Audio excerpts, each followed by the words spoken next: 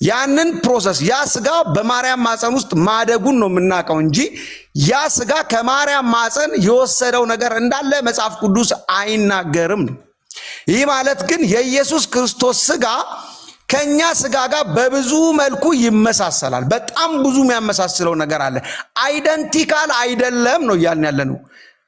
እኩያችን አናድርገው ነው። ምንም እንኳን ሲሚላር ቢሆንም አይደንቲካል ነው ብለን 100% ምንም ልዩነት የለውም ልንል አንችልም። ትልቁ ልዩነት የኃጢአት ልዩነት ስለሆነ ማለት ነው። ስጋው ላይ ኃጢአት የለም። በቃ የሰው ስጋ ለብሶ ኃጢአት የማይሰራ ሰው የለም። ሮሜ 8:6 ስጋ ለእግዚአብሔር ሕግ አይገዛም መገዛትም ተስኖታል ይላል። የፈለገ መንፈስ ቅዱስ ቢኖርብህ የፈለከውን ብትጾም ብትጸልይ ከስጋ ኃጢአት ነፃ ልትወጣ አትችልም ነው።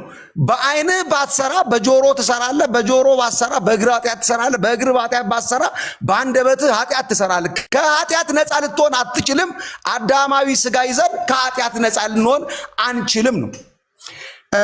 ከዛ በፊት ግን ትንሽ ብሉይ ኪዳን ላይ ስለዚህ የኢየሱስ ክርስቶስን ስጋ በብዙ መልክ ያገናኘዋል። ጥላ አለ ላይ አሁን ብዙ ጊዜ ትልልቅ ክስተት በአዲስ ኪዳን ሲከሰት ቀድሞ ብሉይ ኪዳን ላይ ጥላ አለው። ለምሳሌ የኢየሱስ ክርስቶስ ስጋ ከመና ጋር ተገናኝቷል። ከሰማይ የወረድኩ እንጀራ ነኝም ብሏል ኢየሱስ ክርስቶስ ከመና ጋር እያገናኘ ማለት ነው። መና እንዴት ነው የተገናኘው ከክርስቶስ ስጋ? ምንድነው ትርጉሙ? እግዚአብሔር ለምንድነው ከምድር ጤፍ እንጀራውን ያላዘጋጀው? ከሰማይ በቀጥታ አዘጋጅቶ ያወረደው ለምንድን ነው? ሊመጣ ስላለው የክርስቶስ ስጋ አመልካች ነው። ከምድር ምንም ነገር እንዳልተወሰደና እንዳልተነካካ የሚገልጽ ነው የመና እንትን። ሁለተኛው ደግሞ የፋሲካ በግ ይለዋል። አንደኛ ጴጥሮስ 1:18 ላይ ነውር የሌለበት የፋሲካ በግ ይለዋል ኢየሱስ ክርስቶስን። ይሄንን የሚያገናኘው ከዘጸአት ምዕራፍ 12 ከቁጥር 5 ጋር ነው። ነውር የሌለበት ይሁን ይላል። ለምንድን ነው በጉ ነውር የሌለበት የሚሆነው? ለመስዋዕት የሚቀርብ በግ ስለሆነ ነው። መስዋዕት ወደ እግዚአብሔር ሲቀርብ ወይም ኃጢአት የሚያስተሰርይ መስዋዕት ንጹህ መሆን አለበት ተብሎ ይታሰባል። የኢየሱስ ስጋ አዳማዊ ኃጢአት ይዞ ከአዳማዊ ኃጢአት ስጋ ጋር ተወልዶ መልሶ የአዳምን ኃጢአት ያጸዳል ማለት ምን ልበላችሁ ብቻ ምን ዕቃ ነው የሚሆነው። ከኃጢአት ነፃ የሆነ ስጋ ነው። ለዛ ነው የውርስ ኃጢአት በአዳማዊ ኃጢአት ይዘን የመጣነውን ኃጢአት ሙሉ ለሙሉ ሊደመስስ የቻለው ከአዳማዊ ኃጢአት ጋር ከአዳማዊ ስጋ ጋር ንክኪ ስለሌለው ነው። ሁለተኛ ኢሳይያስ ምዕራፍ 53 ቁጥር 2 ላይ እንደ ቡቃያ ከደረቅ መሬት ወጣ ይላል። ደረቅ ብሎ ነው። አሁን ደረቅ መሬት ምንድነው ነው? አሁን ስፒሪቹዋሊ ነው ማየት ያለብን። ከሰው ዘር ውጭ ሆነ ማለት ነው። ደረቅ መሬት ማለት አሁን ደረቅ መሬት በኖርማሊ ማለት ነው ዘር ሊሰጥ አይችልም። የማርያም ማህፀን ደረቅ ማህፀን ነው። አልረጠበም። ሌላ የወንድ ዘር አልገባበትም። ከዛ የደረቅ ማህፀን ነው ይሄ ስጋ የተዘጋጀው። ስለዚህ ከምንም ነገር ንክኪ የለውም ለማለት ነው። ሁለተኛ ደግሞ የኛን ስጋና የኢየሱስ ክርስቶስን ስጋ ምንድነው ልዩ የሚያደርገው ሲባል አንደኛ ከሰማይ የወረደ ሕያው ቃል ነው ስጋ የሆነው። ቃልም ስጋ ሆነ ስለሚል መጽሐፍ ቅዱስ ከምድር ዘር ንክኪ የለውም። በኋላ እንመጣበታለን። የቅድሞቹን ጥቅሶች አንተ ሜንሽን ያረካቸውን ከምን አንግል እንደተባሉ እናየዋለን። ስጋውን ከን የለውም። ኃጢአት ሰርቶ አያቅም። ኃጢአት ሰርቶን የማያቅ ስጋና ከኃጢአት ፈጽሞ ሊወጣ የማይችልን ከኃጢአት ጋር ተጣብቆ ያለን ስጋ ያውም ኤክስተርናል አሲስታንት ኖሮት መንፈስ ቅዱስ ተደምሮበት ጸሎት ተደምሮ አምልኮ ተደምሮበት በፍጹም ከኃጢአት ሊለየም ከማይችል ስጋ ጋር አምጥተን መጭመቅ አንችልም። የኢየሱስን ስጋ ማለት ነው። ሌላኛው ምናልባት በደንብ ዲስክራይብ ለማድረግ የኛ ስጋ ዲፋይን በተደረገበት ልክ የኢየሱስ ክርስቶስ ስጋ ዲፋይን አልተደረገም። መጽሐፍ ቅዱስ ኢየሱስን ቅዱስ ነው ይለዋል። ሉቃስ 1 ቁጥር 35 ላይ ቅዱስ የእግዚአብሔር ልጅ ይለዋል። ማርቆስ 1:4 ላይ ደግሞ አንተ ቅዱስ የእግዚአብሔር ልጅ ነህ ይላል። ቅዱስ የሚለው መለኮቱን ነው። ስጋውን ነጥሎ ነው። ስጋው ርኩስ ነው ማለት ነው። ዳዊት ደግሞ ሲናገር መዝሙር 55 ላይ እናቴ በኃጢአት ጸነሰችኝ፣ በአመፅ ጸነሰችኝ፣ በኃጢአትም ደግሞ ወለደችኝ ይላል። እንግዲህ ኃጢአት ያለው ጽንሱ ላይ ነው። አስባችኋል? ጽንሱ ላይ ኃጢአት አለ። ሲወለድም በአመፅ ነው የተወለደ የሰው ልጅ። የውርስ ኃጢአት አለ። በዲኤንኤ የሚተላለፍ የውርስ ኃጢአት አለ። ያ ኃጢአት የአመፅ ኃጢአት ነው።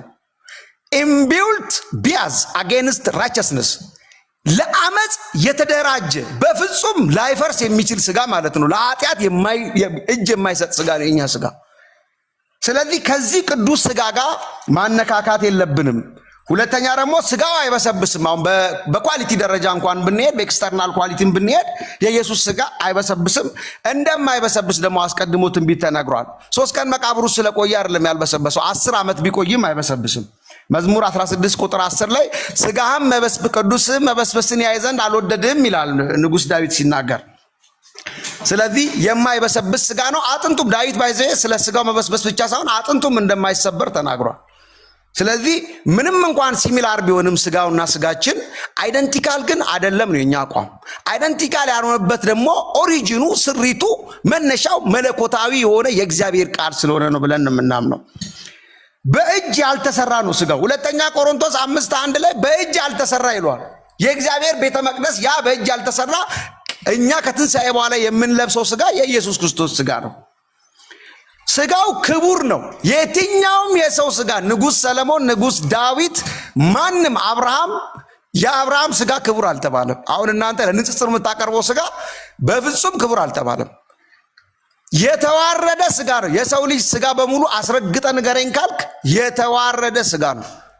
የተዋረደው ስጋችንን ይለውጠዋል ይላል መጽሐፍ ቅዱስ። የኛ ስጋ መለወጥ ይፈልጋል። ትራንስፎርሜቲቭ ቼንጅ ይፈልጋል። የሱ ስጋ ደግሞ ክቡር ስጋ ነው። ክቡር ስጋውን እንዲመስል የተዋረደው ስጋችንን ይለውጠዋል ይላል። ስለዚህ ፊልጵስዩስ 3:21 ላይ ነው የሚለው። ይሄ ደግሞ የኢየሱስ ክርስቶስ ስጋ አልተለወጠም። ባይዚ ከትንሣኤ በኋላም በተወሰነ መልኩ ግሎሪፋይ ሆኗል እንጂ አልተለወጠም። ትንሣኤው ስጋው ላይ ያመጣው ኬሚስትሪ ለውጥ የለም። ስለዚህ ስጋው ከትንሣኤ በፊትም ክቡር ነው፣ ቅዱስ ነው፣ ያልተዋረደ ስጋ ነው። የተዋረደ ስጋ ማለት ነው የሚበሰብስ፣ የሚገማ፣ የሚተላ። 3 ቀን እኮ ሻወር ባንወስድ እኮ ሰፈር የሚበጠብጥ ስጋ ነው ያለን።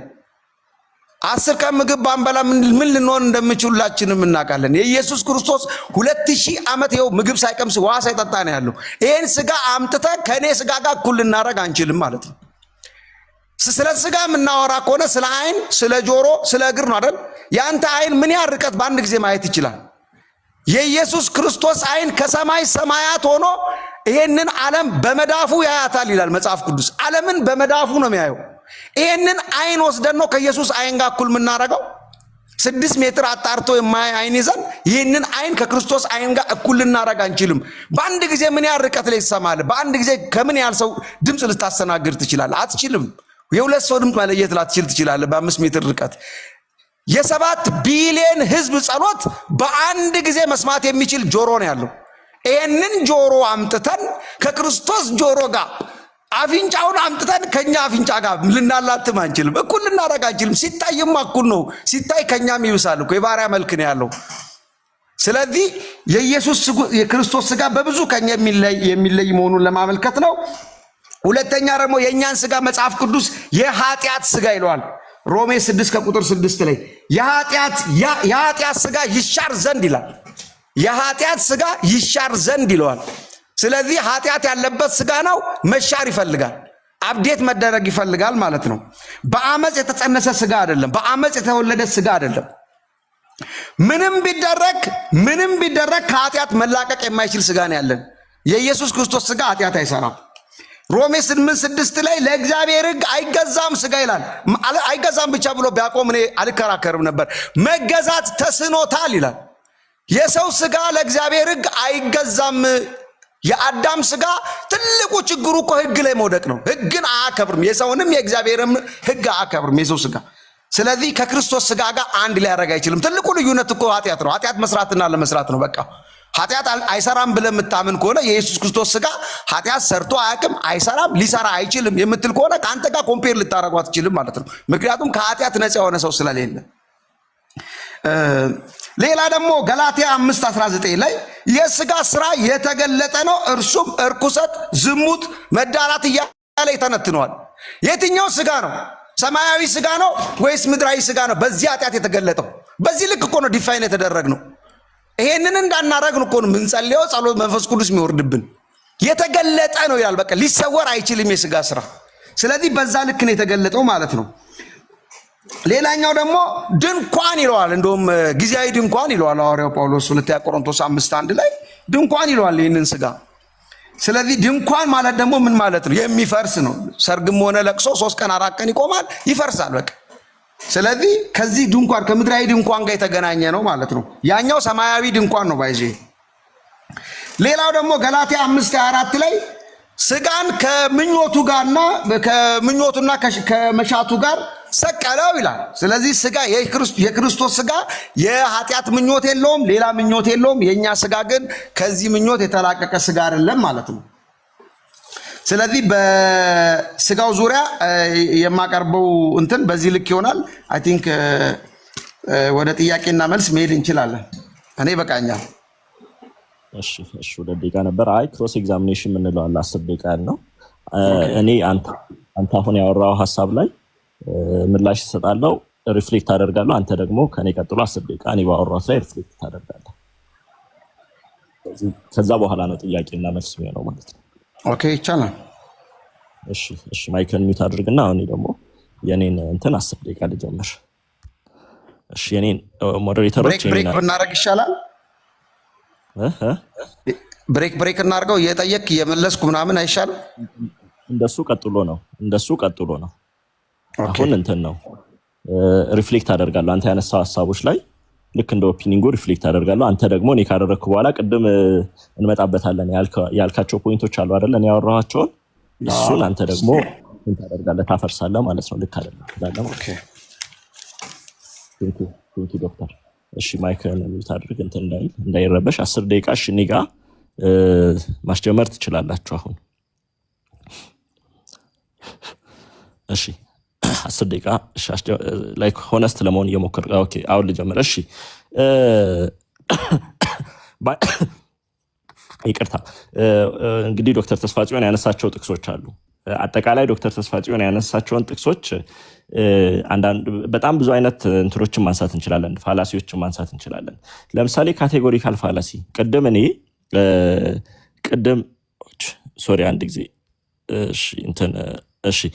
እኔ በውይይቱ መግቢያ ላይ ስጋን የተለያየ ትርጉም እንዳለው ነግሬያቸዋለሁ። ስለዚህ ሁሉንም አንድ አድርጎ ወይንም ኮቪኬት አድርጎ ኮቪኬሽን ፋላሲ የምንለውንም ኮሚት አድርጓል። ሁሉንም አንድ አይነት አስመስሎ ማውራቱ which is like basically እኔ ምን እያልኩ እንደሆነ አልተረዳም ማለት ነው። እሱን ተሳስቷል ብዬ ማስቀመጥ እችላለሁ ማለት ነው። ግን ቃል ስጋ ሆነ ማለት እኮ ቃል ተለወጠ ማለት አይደለም። ምክንያቱም መጽሐፍ ቅዱስ እዛው ዮሐንስ ወንጌል ምዕራፍ 1 ላይ ቃልም እግዚአብሔር ነበር ይላል አይደለ? ሶ ይሄ እግዚአብሔር የነበረው ቃል እግዚአብሔር የሆነው ቃል እግዚአብሔር ወዳልሆነ ስጋ ተለወጠ ማለት አይደለም። ለምን? ምክንያቱም ቃልም እግዚአብሔር ከሆነና ይሄ እግዚአብሔር የተባለው ቃል ስጋ ሲሆን እግዚአብሔርነቱ ሉዝ አድርጓል የምንል ከሆነ እግዚአብሔርነት አንዴ የሚጠፋ አንዴ የሚመጣ ነገር ይሆናል። ወንድማችን ተሳስቷል። ለምሳሌ ስጋ ሆነ የምትለው ያቺው የግሪክ ቃል ባይ ዘ ዌይ በሁለተኛ ቆሮንቶስ ምዕራፍ 5 ቁጥር 21 ላይ እኛ በእርሱ ሆነን የእግዚአብሔር ጽድቅ እንሆን ዘንድ ኃጢአት ያላወቀውን እርሱን ስለኛ ኃጢአት አደረገው የሚለው የግሪክ ቃል ያው በዮሐንስ ወንጌል ምዕራፍ 1 ላይ ካለው ተመሳሳይ ግስ ነው ማለት ነው። ግን በዚህ ቦታ ላይ ኢየሱስን ኃጢአት ያላወቀውን እርሱን ስለኛ ኃጢአት አደረገው ሲል ኃጢአት ወደሚባል ሰብስተንስ ኢየሱስን ቀየረ ማለት አይደለ? በእኛ ቦታ ሆኖ ኃጢአታችንን ተሸከመ ማለት ነው። ስለዚህ ቃል ስጋ ሆነ ማለት ምን ማለት ነው? ኦኬ እግዚአብሔር የነበረው በባህሪው እግዚአብሔር የነበረው ቃል ኦኬ ሰውነትን ገንዘቡ አድርጎ ስጋን ተዋህዶ መጣ ማለት ነው። ወይንም ደግሞ በስጋ ተገለጠ ኦኬ ብለን እንተረጉማለን። እዚህ ላይ አንድ በዩፒሲአይ ላይ አንድ የታወቀ ጸሐፊ አለ፣ ዊሊያም ቻልፋንት የተሰኘ የዮሐንስ ፔንቴኮስታል አለ። ዩፒሲአይ ውስጥ በጣም የሚታወቅ ነው። በዚህ የሰማያዊ ስጋን ክሪቲክ ሲያደርግ አንድ የተናገረው ነገር ላንብብላችሁ። but no apostles or new testament writer ever compared the youthful and righteous virgin Mary to dry ground. Clearly the dry ground represented Judaism, which are not heard prophetically from God for 400 years ይላል። ሶ ቻልፋንት ምንድነው ያለው? አንድም የብሉይ ኪዳን ሆነ የአዲስ ኪዳን አንድም ሐዋርያ ሆነ አንድም የአዲስ ኪዳን ጻፊዎች ትንቢተ ኢሳይያስ ምዕራፍ 53ን ጠቅሶ ቅድም ባይዘው ድንግል ማርያምን እንግዲህ ሲናገር ሰምታችኋል። ደረቅ መሬት ብሎ ሲናገር ሰምታችኋል። አንድም እንኳን እንደዛ ያለ የለም ብሎ የራሳቸው ኢየሱስ አብ ነው ብሎ የሚያምን ኢየሱስ አብም ወልድ መንፈስ ቅዱስም ነው ብሎ የሚያምን የራሳቸውን ሰው መጥቀስ እንችላለን ማለት ነው። ስለዚህ ምንም አይነት ማስረጃ የሌለው ነገር ነው። ደረቅ መሬት የሚለው ሜታፎሪካል ነው። ወደ በኋላ ላይ አንድም እንኳን ማስረጃ የለም። አንድም ማስረጃ የለም ባይዘው ወደ በኋላ ላይ እናያለን።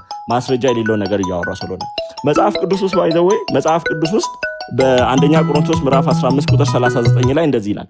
በአንደኛ ቆሮንቶስ ምዕራፍ 15 ቁጥር 39 ላይ ሐዋርያው ጳውሎስ ሲናገር ምን ብሎ ተናግሯል? እሺ ይሄኛውን በደንብ አድርጋችሁ ስሙኝ። እንዲህ ይላል። አንድ ጊዜ ስጋ ሁሉ አንድ አይደለም፣ የሰው ስጋ ግን አንድ ነው። ስጋ ሁሉ አንድ አይደለም፣ የሰው ስጋ ግን ስንት ነው? ሁለት ነው። ኢየሱስ የሚባል ሰው አለ፣ ከዛ ደግሞ እኛ አለን። የኢየሱስና የኛ ስጋ ሁለት ነው አይልም፣ የሰው ስጋ ግን አንድ ነው ይላል። ስለዚህ ወንድማችን ሲምፕሊ ከኔ ጋር ብቻ ሳይሆን ከሐዋርያው ጳውሎስ ጋር ባይዘው መከራከርም እንደመፈለግ ነው እያደረገ ያለው። ሌላኛው ነገር ደግሞ ለምሳሌ ቃልም ስጋ ሆነ ወደሚለው ስንመለስ ስጋ የሚለው ባይዘው ኢንታየርሊ ሰውንም ሊያመለክት የሚችል ነገር ነው፣ ወይንም ደግሞ ሂዩማን ኔቸርንም ሊያመለክት የሚችል ነገር ነው። ኤፌሶን ምዕራፍ 6 ቁጥር 12 ላይ ቅዱስ ሐዋርያው ጳውሎስ ሲናገር እንዲህ ብሎ ተናግሯል። ሁላችሁ የምታውቁትን ጥቅስ ነው። ምዕራፍ 6 ቁጥር 12 ላይ መጋደላችን ከደምና ከስጋ ጋር አይደለምና ይላል። እዚህ ቦታ ላይ ደምና ስጋ እየተባለ ያለው የሰው ሁለንተና ነው፣ ሰውን የሚያመለክት ነገር። ስለዚህ ስጋ ሲባል ሙዳ ስጋ ማለት ማይገናኝ ነገር ነው። ስጋ ማለት ይሄ ሊትራሊ ቁስን ስጋ ብቻ ያሳያል ማለት ምንም አይነት መጽሐፍ ቅዱሳዊ ማስረጃ የለውም። ለምን? ስጋ ስንል ቢያንስ 4 አይነት የስጋ ትርጉሞችን በመጽሐፍ ቅዱስ ውስጥ አይተናል። ወገናችን ግን ስጋ የሚለውን አንድ ጊዜ የኃጢአትን ባህሪ ሊያመለክት የሚችለውን አንድ ጊዜ ደግሞ ቁሱን ስጋ እያደረገ ኢኮቬኬት ሲያደርግ ነበር። ይሄ በጣም ስህተት ነው፣ በጣም ቀላል ስህተት ነው። መጽሐፍ ቅዱስ እንግዲህ ማርያምን እሱ ደረቅ መሬት ብሎ ቢናገርም ጌታ መልአኩ ገብርኤል ግን ምን ብሎ ተናግሯል? ሉቃስ ምዕራፍ 1 ቁጥር 35 ላይ እንደዚህ ይላል። መልአኩ መልሶ እንዲህ አላት፣ መንፈስ ቅዱስ በአንቺ ላይ ይመጣል፣ የልዑልም ኃይል ይጸልልልሻል። ስለዚህ ከአንቺ የሚወለደው ከማን የሚወለደው? ከአንቺ። እንግዲህ ቅድም ተመልከቱ፣ አይ ከእሱ አይወለድም ምክንያቱም ደረቅ መሬት ናት አለ። ምንም ስኮላርሊ ማስረጃ የለም። ምንም አይነት ማስረጃ በሌለበት ቦታ ላይ ይህንን ተናግሯል። ግን መጽሐፍ ቅዱስ ምን ይላል? ከአንቺ የሚወለደው ቅዱሱ የእግዚአብሔር ልጅ ይባላል በማለት መጽሐፍ ቅዱስ በግልጽ ይናገራል። እንግዲህ ዮሐንስ ወንጌል ምዕራፍ 6ንም ለመጥቀስ ሞክሯል። በዮሐንስ ወንጌል ምዕራፍ 6 ላይ ጌታ ኢየሱስ እየተናገረ ያለው ነገር ስለምንድን ነው? ጌታ ኢየሱስ ለምሳሌ ቁጥር 37 ላይ ቁጥር 38 ላይ እንደዚህ ይላል፣ ፈቃዴን ለማድረግ አይደለም እንጂ የላከኝን ፈቃድ ለማድረግ ከሰማይ ወርጃለሁ ብሏል። ኢየሱስ ክርስቶስ ራሱ ከሰማይ መውረዱን የሚናገሩ ጥቅሶችን አምጥቶ ራሱ እንግዲህ ቅድም እንዳልኳችሁ ለምሳሌ በማብራሪያ ደረጃ ወንድማችን ሰማያዊ ስጋ ስንል ከሰማይ ዱብ ያለ አይደለም ብሏል። ኦኬ፣ ከሰማይ ዱብ ያለ ስጋ ከሌለ በደንብ አድርጋችሁ ስሙኝ። ከሰማይ ዱብ ያለ ስጋ ከሌለ ኢየሱስ ከሰማይ መውረዱን የሚጠቅሱ ጥቅሶችን እያመጡ ሰማያዊ ስጋ ነው ማለቱ ስህተት ይሆናል። ኦኬ፣ ስህተት ይሆናል። ኢየሱስ ተናጋሪው ቁጥር 38 ላይ ከሰማይ ወርጃለሁ ብሎ የሚናገረው ተናጋሪ እርሱ በሰማይ በአብ ዘንድ የነበረ ከአብ ጋር ይኖር የነበረው እርሱ ከሰማይ ወርዷል እንጂ ስጋ ከሰማይ ወረደ የሚል እሱም አያምንም። ታዲያ እሱ የማያምነውን ነገር ለምን ጠቀሰ? አላቅም። ሆነስትሊ ስፒኪንግ አላቅም። ቁጥር 51 ላይ ከሰማይ የወረደ ሕያው እንጀራ እኔ ነኝ ይላል። ተናጋሪው ራሱ በአብ ዘንድ ይኖር የነበረ። ምክንያቱም ዮሐንስ ወንጌል 17 ላይ ምን ብሎ ተናግሯል ጌታችን ኢየሱስ ክርስቶስ? በዮሐንስ ወንጌል 17 ላይ አባት ሆይ ዓለም ሳይፈጠር በአንተ ዘንድ በነበረኝ ክብር አንተ በራስ ዘንድ አክብረኝ በማለት ተናግሯል። ይህ ተናጋሪ በአብ ዘንድ የከበረ ሆኖ ይኖር የነበረ ነው። ፊልጵስዩስ ምዕራፍ 2 ላይ እርሱ በእግዚአብሔር መልክ ሲኖር ሳለ የተባለለት እርሱ ያው ተናጋሪ ፐርሰኑ ዘ ፐርሰን ጂሰስ ክራይስት ራሱ ከሰማይ መውረዱን ለማሳየት የሚናገራቸውን ነገሮች ለስጋ ነው ማለት አንደኛ የማያምንበትን ነገር መልሶ መጥቀስ ይሆናል ማለት ነው። ይሄ ምንም አይነት መጽሐፍ ቅዱሳዊ ማስረጃ የሌለለት ነገር ይሆናል ማለት ነው። በነገራችሁ ላይ ማርያም እንግዲህ ቅድም ደረቅ መሬት ብሎ የሚናገረው ስለ ማርያም ነው ብሎ ነበር። ግን መግቢያ ላይ ስናገር ሰምታችሁ ከሆነ እንዴት ያለ መታደስ ነው! ሰው በመንፈስ ቅዱስ ሲሞላ ምን ብሎ ይናገራል? ተመልከቱ። ሰው በመንፈስ ቅዱስ ሲሞላ እንደዚህ ይላል። ኦኬ፣ ቁጥር 41 ጀምሮ ሉቃስ ምዕራፍ 1 ቁጥር 41 ጀምሮ ኤልሳቤጥም የማርያምን ሰላምታ በሰማች ጊዜ ጽንሱ በማጸኗ ውስጥ ዘለለ። ኤልሳቤጥም መንፈስ ቅዱስ ሞላባት፣ በታላቅ ድምፅ ጮኻ እንዲህ አለች፣ አንቺ ከሴቶች መካከል የተባረክሽ ነሽ፣ የማህፀንሽም ፍሬ የተባረከ ነው። ሪሊ ላይክ ደረቅ መሬት የተባለችውን እርሷን መንፈስ ቅዱስ አሳሳታት። ይሄ በጣም ቀላል ስህተት ነው። ወንድማችን የጌታ ኢየሱስ ስጋ ሲሚላር ነው አይደንቲካል አይደለም ብሎ ነበር። በኋላ ላይ ባይዘዌይ አይደንቲካል ያልሆነበትን ቤዚክ ፕሮፐርቲ እንጠይቀዋለን። ሌላ ነገር ደግሞ እንግዲህ ዶክተር ተስፋጽዮን ሲያነሳ አንድ ነገር የሙግቱ ማጠቃለያ አንድ ነገር ነበር። ባይዘዌይ ኢየሱስ ከማርያም ስጋ ከነሳ ኃጢአተኛ ነው የሚል ነበር። ኦኬ ይሄ ግን ቤዚክ የሆነ ነገር ምን ተሳስቷል ወይ ደግሞ ምንን አለመረዳት ነው?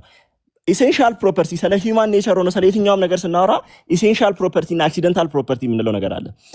ይኸውላችሁ ኃጢአት ለሰው ልጅ ኢሴንሻል ፕሮፐርቲ አይደለም፣ አክሲደንታል ፕሮፐርቲ ነው።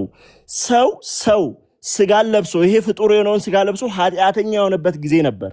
ሰው ይሄንን ስጋ ለብሶ ኃጢአተኛ ያልሆነበት ጊዜ ካለ ነሰሰርሊ ይሄንን ስጋ የለበሰው ሁሉ ኃጢአተኛ ነው ማለት ስህተት ይሆናል ማለት ነው። ምናልባት ስለ ኢሴንሻል ፕሮፐርቲ እና አክሲደንታል ፕሮፐርቲ ወደ በኋላ ላይ ጠይቋለሁ። የምር ይህንን ነገር ቢረዳ ሊያነሳ የማይችለው ሙግት ስለሆነ በዮሐንስ ደግሞ ያነሳቸው ነገሮች ከዚህ ጋር የተገናኙ ናቸው። አንድም ጥያቄ አንስቶ ነበር። የኢየሱስ ስጋ ያልበሰብሰው ከሰማይ ስለሆነ ነው ይላል፣ ወይንም ደግሞ ሰማያዊ ስለሆነ ነው አለ። ሪሊ እስቲ ሂዱና ያንኑ ጥቅስ ተመልከቱ። እሱን ላንብብላችሁ። ሐዋርያት ሥራ ምዕራፍ 20 እንዲህ ይላል ቁጥር 30 ላይ ነቢይ ስለሆነ ከወገቡም ፍሬ በዙፋኑ ያስቀምጥ ዘንድ እግዚአብሔር መሐላ እንደማለለት ስላወቀ ስለ ክርስቶስ ትንሣኤ አስቀድሞ አይቶ ነፍሱ በሲኦል እንዳልቀረች ስጋውን መበስበስን እንዳላየ ተናገረ። ይህን ኢየሱስ እግዚአብሔር አስነሳው፣ ለዚህ ነገር እኛ ሁላችን ምስክሮች ነን ይላል። የቱ ጋር ነው ስጋው ሰማያዊ ስለሆነ መበስበስን አላየ የሚለው? የለም። ታዲያ ለምንድን ነው ግን ይሄው ነው? እግዚአብሔር በተአምራዊ አሰራሩ እግዚአብሔር ሚራክለስሊ ስጋውን ስለጠበቀው ነው እንጂ ስጋው ሰማያዊ ስለሆነ ነው የሚለው ፍላጎት ነው። ፍላጎት ደግሞ ፍላጎት ብቻ ነው። ምንም አይነት መጽሐፍ ቅዱሳዊ ማስረጃ የለም። ኦኬ ከብዙ ፍላጎቶች ውስጥ በመጽሐፍ ቅዱስ ውስጥ ከሌሉ ነገሮች ሰማያዊ ስጋ ነው። እሱን ወደ በኋላ ላይ እናያለን። ተባረክ ዶክተር። አሁን እኔ ያነሳሁት ነገር ላይ ደግሞ አንተ መቀጠል ትችላለህ።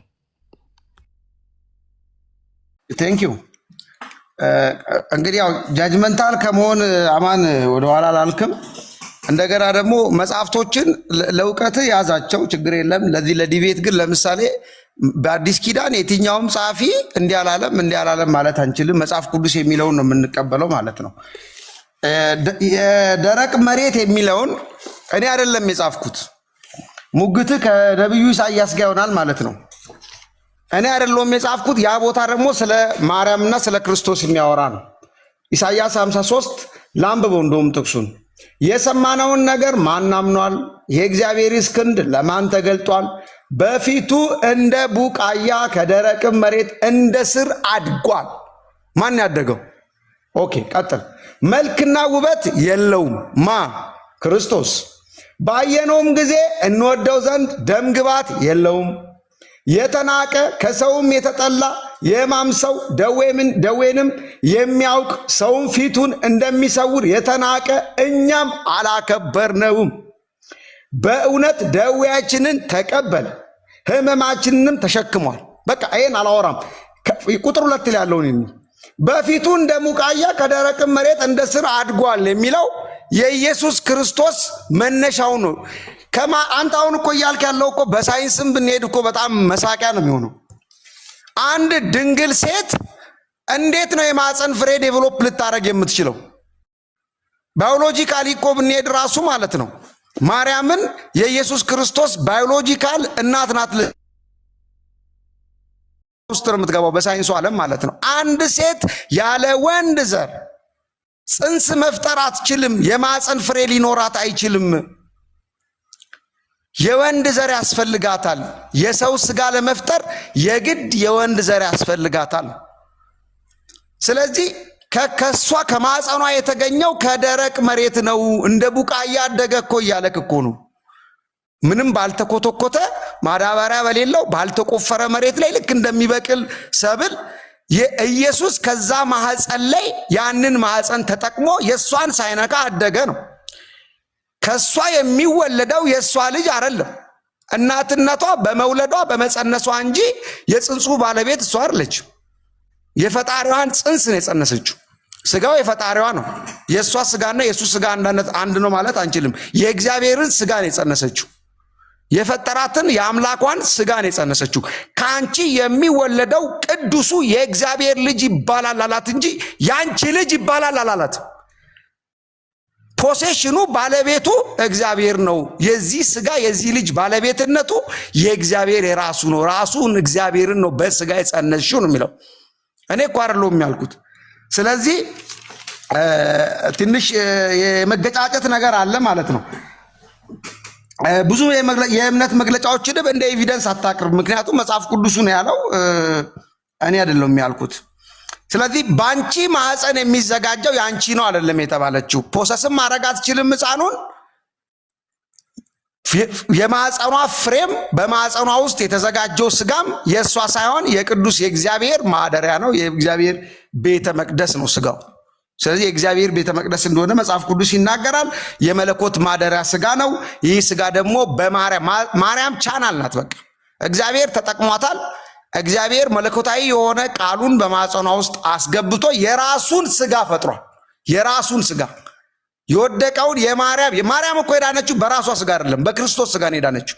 የክርስቶስ ስጋ መስዋዕት ሆኖ ነው ማርያም የዳነችው። ከዛ ከአዳማዊ እርግማን ነፃ ያወጣችው በክርስቶስ ስጋና ደም እንጂ በራሷ አይደለም። ስለዚህ ያ ስጋ ክቡር ስጋ ነው። ምንም እንኳን በእሷ ማዕፀን ውስጥ ቢዘጋጅም እግዚአብሔር ኃያል ስለሆነ ጥበበኛ ስለሆነ እሷን መንፈስ ቅዱስ ይጋርድሻል እኮ ብሏታል። ምንድን ነው መጋረድ ማለት? ይከልልሻል ማለት ነው። ከሷ አይነት ከሷ ዲኤንኤ ጋር የሚገናኝ ነገር አይደለም። ቨርጂን ናት፣ ልትፈጥር አትችልም፣ ስጋ ሊፈጠር አይችልም። ስለዚህ የዚህ ስጋ ኢሚዲየት ፕሪከርሰር ማን ነው? ኢት ኢዝ ሆሊ ስፒሪት። የእሷ እንቁላል አይደለም። የእሷ እንቁላል አልገባም። በአንተ ሎጂክ እኮ የእሷ እንቁላልና መንፈስ ቅዱስ ተጣምረው የክርስቶስ ስጋ ተፈጠረ ልትለይ ነው። ምክንያቱም ስጋ ለመፈጠር የወንድ የዘር ፍሬ ያስፈልጋል፣ የሴት የዘር ፍሬ ያስፈልጋል። ያ የሁለቱ የዘር ፍሬ መገናኘት አለበት። ካልተገናኘም ስጋ አይፈጠርም። ሲገናኝ ደግሞ ዛይጎት ይባላል። ዛይጎት ዲቫይድ እያደረገ መሩላ ምናምን እያለ ይሄዳል። የሕክምና ተማሪዎች ካላችሁ ልታግዙኝ ትችላላችሁ በኋላ። ስለዚህ ያ ስጋ ከመለኮት የተዘጋጀ ነው። ፕሪከርሰሩ ኢሚዲየት ፕሪከርሰሩ ሜል ፓርትነር የለውም። ኢሚዲየት ፕሪከርሰሩ ዘ ሆሊ ስፒሪት። የእሷ ኦቪዩም ፓርቲሲፔት አድርጓል። ማርያም ሊኖራት የሚችለው እንቁላል ነው። ደግሞ ስጋ ነስቷል አይባልም። አንተ የእናትን ስጋ አይደለም ይዘህ የምትወለደው፣ ዲኤንኤ ነው፣ ክሮሞዞም ነው ከእናትህ የምትወስድ። ከአባትህ ክሮሞዞም 23 ትወስዳለህ፣ ከእናትህ 23 ክሮሞዞም ትወስዳለህ። ባይዘ ታይም ዛይጎቱ ሲዋሃድ እንቁላሉና ስፐርሙ ተገናኝቶ ዛይጎት ሲፈጥር 26 ክሮሞዞም ያለው ሰው ይፈጠራል ማለት ነው። ስለዚህ በዚህ የወንድ ክሮሞዞም የለም እያልን ነው። ሰሩ ሆሊ ስፒሪት ነው፣ መንፈስ ቅዱስ ነው። እሷ አላት ብለን ብናስብ የእሷ አይጠቅምም ነው። ስለዚህ ባናገናኘው ይሻላል ማለት ነው። ስለዚህ በማዕፀኗ የተዘጋጀው ፍሬ የእሷ ሳይሆን የእግዚአብሔር ልጅ ነው፣ የእግዚአብሔር ስጋ ነው። እሷ እናት ናት። እናትነቷ ግን ባዮሎጂካል ማዘር በመሆን ሳይሆን እንደ እናት አርግዛለች፣ አምጣለች፣ ወልዳለች፣ ደግሞ ማሳድጋለች። ስለዚህ ሺ ኢዝ ኤ ማዘር ፊገር። ዮሴፍም አባት የተባለው ለዚህ ጽንስ ምንም ኮንትሪቢዩት አድርጎ አይደለም። ሂ ኢዝ ኤ ፋዘር ፊገር። እሱ ባዮሎጂካል ፋዘር ሊባል አይችልም። እሷ ባዮሎጂካል ማዘር ባትባል እንኳን በሕክምናው ሳሮጌት ማዘር እንላለን። እሷ ጽንሱ ልክ አሁን ጫጩት እንዴት ነው የሚፈለፈለው? ኢንኩቤተር ላይ ነው አይደል? ዋናው ዘሩ እንትኑ ይገባና እዛ ኢንኩቤተር ላይ ነው መፈልፈል የሚጀምረው ማለት ነው። ስለዚህ ማርያም ሳሮጌት ማዘር ናት። ለዚህ ሕፃን ለዚህ ጽንስ አስተዋጽኦ ያደረገችው ቢኖር ምንድነው? ትራንዚት ተፈጥሯል በእሷ ማፀን። የእሷ ማፀን ለጽንሱ መዘጋጃ ምክንያት ሆኗል። ጽንሱን ያዘጋጀው ለራሱ ነው። ሮሜ 8:11 ላይ 11:36 ላይ እግዚአብሔር ሲያዘጋጅ ሁሉን ነገር ከእርሱ ነው የሚያዘጋጀው፣ ለእርሱ ነው የሚያዘጋጀው፣ ቀጥሎ ደግሞ ለራሱ ነው የሚያዘጋጀው። ስለዚህ ለራሱ ክብር ይሆን ዘንድ እኛን ለማዳን ስጋን አዘጋጀ። መጽሐፍ ቅዱስ ስጋን አዘጋጀልን ይላል እኮ። ስጋን ነሳ አይልም። መባንና መስዋዕትን አልወደድም፣ ነገር ግን ስጋን አዘጋጀልን ይላል። የትኛው ስጋ ነው የተዘጋጀው? በማርያም ማህፀን ውስጥ የተዘጋጀው ስጋ የእግዚአብሔር የራሱ ስጋ ነው፣ የማርያም የራሱ አይደለም። ስለዚህ ከዚህ አንግል ብታየው ይሻላል። ሮሜ ላይ ጠቀስከው ጥቅስ አባቶችም የእነርሱ ናቸው፣ ከእነርሱም ክርስቶስ በስጋ መጣ ይላል። አባቶች የተባሉት እነማን ናቸው? እነ ዳዊት ናቸው። ኢሚዲየትሊ ደግሞ ወደ ታች ስንሄድ እነ ዮሴፍ ምናምን ናቸው አይደል? ስለዚህ ዮሴፍንና ኢየሱስን ታዲያ ምንድን ነው የሚያገናኘው? አባቶችም የእነርሱ ናቸው፣ ከእነርሱም ክርስቶስ በስጋ መጣ ይላል። በዳዊትና በአብርሃም የዘር ሐረግ ስንሄድ ክርስቶስ በዛ በኩል ነው የመጣው። ከይሁዳ ነገድ ነው የመጣው። ማርያም የይሁዳ ነገድ ናት እንዴ? መጽሐፍ ቅዱስ ማስረጃ ትሰጠኛለህ? ማርያም የይሁዳ ነገድ መሆኗን የሚያሳይ አንድ ጥቅስ አዘጋጅልኝ። ስለዚህ አባቶችም ከእነርሱ ናቸው የሚለው ሜንሽን ያደረገ የፈለገው ዮሴፍንና ከዮሴፍ በላይ ያሉትን አንሲስተሮች ነው። እናቶችም የእነርሱ ናቸው አልተባለም። ማርያም ልትጠቀስ ቢፈለግ ኖሮ አንድ ቦታ በመጽሐፍ ቅዱስ ውስጥ አንድም ቦታ የኢየሱስ ክርስቶስን ጂኖሎጂ ስታጠኑ ማለት ነው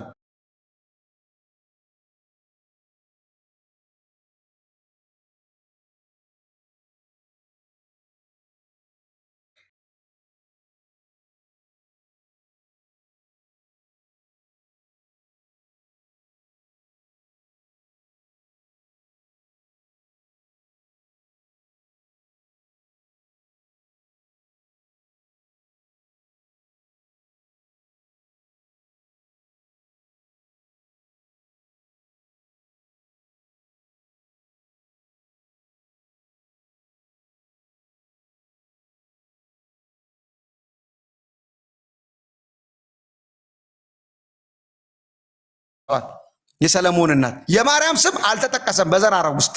በኢየሱስ ክርስቶስ የዘር ሐረግ ውስጥ የማርያም ስም አልተጠቀሰም። ሉቃስ ላይ ስትሄዱ ወደ 77 ትውልዶችን ይጠቅሳል። የሉቃስ አፕሮች ምንድነው? ከኋላ ወደፊት ነው የሚሄደው። የማቴዎስ አፕሮች ከፊት ወደ ኋላ ነው የሚመጣው። ከአብርሃም ወደ ክርስቶስ ነው የመጣው። ሉቃስ ደግሞ ከዮሴፍ ይነሳና ከክርስቶስ ይነሳና አዳም ላይ ነው የሚያበቃው። ሪቨርስ ኦርደሪንግ ይባላል። በዚህም ጊዜ ውስጥ የማርያም ስም አልተጠቀሰም። ኢየሱስ ክርስቶስ የዳዊት ዘር ነው የተባለው በዮሴፍ ምክንያት እንጂ በማርያም ምክንያት አይደለም። ዮሴፍ የዳዊት ነገድ ስለሆነ በሱ በኩል ነው የመጣው። ታዲያ የዮሴፍ አባትነቱ በምንድን ነው? ነው ፖይንቱ።